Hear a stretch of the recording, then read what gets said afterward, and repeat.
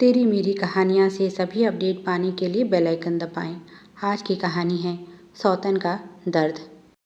हे भगवान, यह लड़की बिना हाथ पैर तुड़वाए नहीं मानेगी।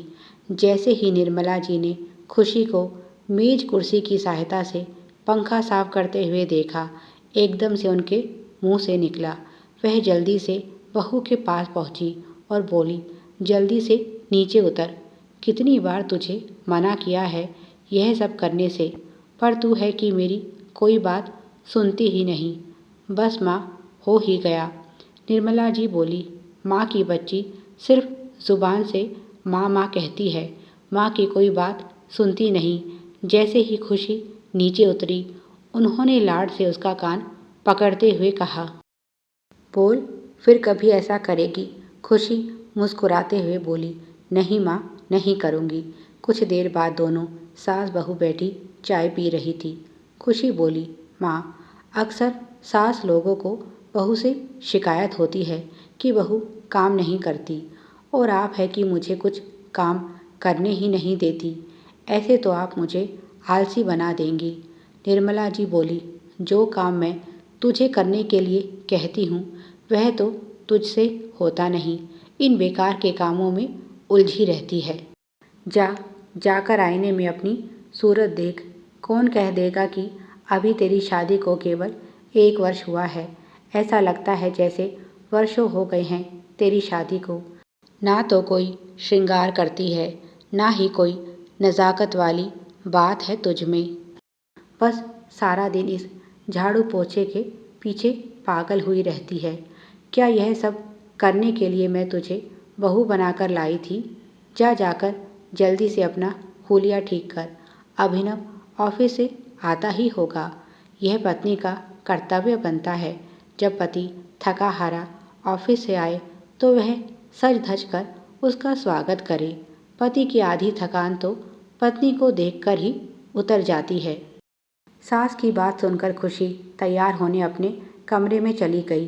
वह समझ नहीं पा रही कुछ दिनों से क्यों निर्मला जी उसे हर समय सज धज कर रहने के लिए कहने लगी हैं, पर निर्मला जी की अनुभवी आंखों ने बेटी के व्यवहार को पढ़ लिया है, और जो उनके साथ हुआ वह खुशी के साथ भी हो, ऐसा वह नहीं चाहती। चाहे अभिनव की परवरिश उन्होंने अकेले की हो, पर है तो वह अपने पिता का अंश ही। निर्मला जी को याद नहीं कब वह घर गृहस्थी में उलझी हुई पति से दूर होती चली गई।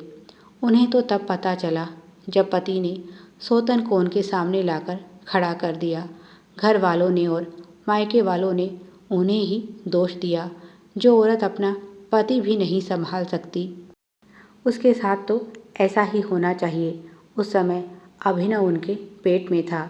उनकी खुशकिस्मती थी कि वह एक सरकारी अध्यापिका थी। सौतन के साथ एक छत के नीचे रहना उन्हें मंजूर नहीं था, और वह बेटे को लेकर अपनी नई पहचान बनाने निकल पड़ी। आज तक उनका पति से तलाक नहीं हुआ है, पर रिश्ता भी कहाँ बचा है। अब पति को गलती का एहसास भी है और वह वापस उनके पास लौटना चाहते हैं, पर शायद उन्होंने बहुत देर कर दी है। अब निर्मला जी को उनकी अनुपस्थिति की आदत हो गई है। इस बेजान रिश्ते को वह फिर से जीवन नहीं देना चाहती। बेटा अभिनव भी पिता से सख्त नफरत करता है। खुशी उनकी प्यारी सहेली की बेटी है। दोनों बच्चे एक दूसरे को पसंद करते थे, और उन्होंने भी जल्दी से उनके प्यार को शादी के मजबूत बंधन में बांधकर अपनी स्वीकृति दे दी। पर कुछ समय से उन्हें बेटे के व्यवहार में परिवर्तन साफ नज़र आ रहा है। आजकल उसने देर से आना शुरू कर दिया है। खुद पर कुछ ज़्यादा ही ध्यान देने लगा है। फ़ोन पर लंबी बातें होने लगी हैं, और खुशी नासमझ इन सब बातों से अनभिज्ञ सास का मन जीतने की कोशिश में लगी है। मासूम इतना भी नहीं जानती कि यहाँ पति ही हाथ से फिसला जा रहा है। खुशी कमरे में तैयार हो रही थी और वह बाहर टहलने निकली तो देखा अभिनव को छोड़ने आज एक बड़ी सी कार आई है, जिसे कोई महिला चला रही थी। वह भी कार के पास पहुंची।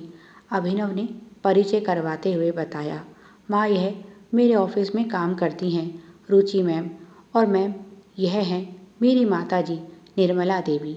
अभिनव बोला, आज मेरी बाइक खराब हो गई थी तो मैम ने मुझे घर तक लिफ्ट दे दी।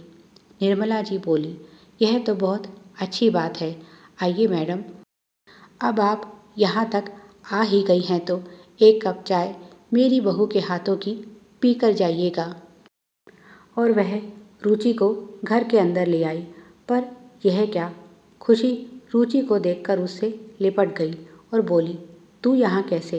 पति और सास के मन में उठ रहे सवालों को पढ़कर खुशी बोली, रुचि मेरी कॉलेज की बहुत अच्छी सहेली है। निर्मला जी यह सुनकर मुस्कुराई और बोली, फिर तो बहुत अच्छी बात है। इस लिहाज से तो अभिनव रुचि का जीजा हुआ। रुचि यह सब देख सुनकर सकपका गई थी। उसने बहाना बनाते हुए कहा, खुशी चाय फिर कभी पीऊँगी, अभी चलती हूँ।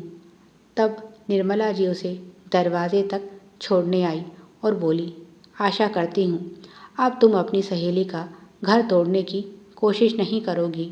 रुचि हैरानी से उनकी तरफ देखने लगी। वह मुस्कुराई और बोली, बेटी यह अनुभवी आंखें लोगों का चेहरा पढ़ना जानती हैं। जो मर्द एक बार फिसल गया वह फिर हाथ नहीं आता। अगर वह पत्नी को धोखा दे सकता है तो प्रेमिका को धोखा देने में उसे ज़्यादा समय नहीं लगेगा। आशा है तुम मेरी बात समझ गई होगी। कुछ दिनों बाद अभिनव ने उन्हें बताया, रुचि मैम का यहाँ से ट्रांसफ़र हो गया है।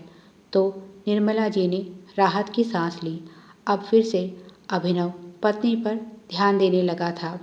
निर्मला जी ने बेटे बहू को कुछ दिनों के लिए घूमने भेजने का निर्णय लिया, क्योंकि शायद वक्त ही है जो उनके इस कच्चे रिश्ते को और मजबूत कर सकता है।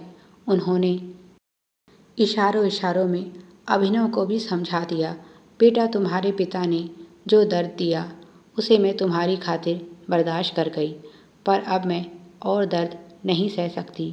जवानी तो यूं ही गुजर गई, कम से कम बुढ़ापा तो सुख चैन से अपने पोते पोतियों के साथ व्यतीत करने दो। अभिनव समझ गया माँ का इशारा किस और है, और उसने पत्नी के प्रति वफादार रहने की कसम खाई। और उसे सहारा देने के लिए माँ तो थी ही। और दोनों कुछ दिनों के लिए घूमने चले गए, अपने प्यार और इस रिश्ते को और मजबूत करने के लिए।